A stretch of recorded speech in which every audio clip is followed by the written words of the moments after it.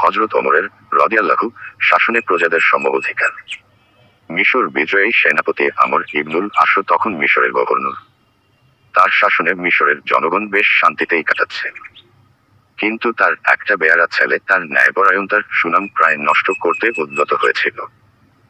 সে যখনই পথে বেরুত, সবাইকে নিজের চালচলন দ্বারা বুঝিয়ে দিত যে সে কোন সাধারণ মানুষ নয়, বরং গভর্নরের ছেলে। একদিন সে জনৈক মিশরীয় খ্রিস্টানের ছেলেকে প্রহার করল। দরিদ্র মিশরীয় গভর্নরের কাছে তার ছেলের বিরুদ্ধে অভিযোগ করার সাহস পেল না, তাই নীরবে হজম করল। কয়েকদিন পর তার জনৈক প্রতিবেশী মদিনা থেকে ফিরে এসে জানাল যে খলিফা ওমর অত্যন্ত ন্যায়পরায়ণ শাসক। তিনি জাতি ধর্ম নির্বিশেষে সকলের সম অধিকার নিশ্চিত করেন এবং কেউ কারো ওপর জুলুম করেছে জানলে তাকে কঠোর শাস্তি দেন।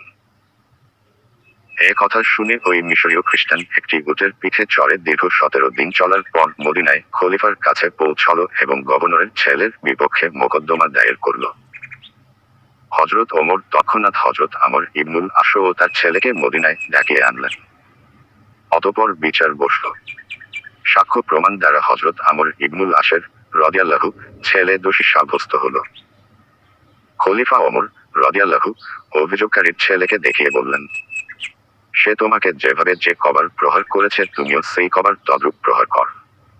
ছেলেটি যথাযথভাবে প্রতিশোধ নিল। তারপর খলিফা বললেন, প্রজারা শাসকের দাস নয়, শাসকরা প্রজাদের সেবক। প্রজারা ঠিক তেমনি স্বাধীন যেমন তাদের মায়ের পেট থেকে ভূমিষ্ঠ হবার সময় স্বাধীন ছিল।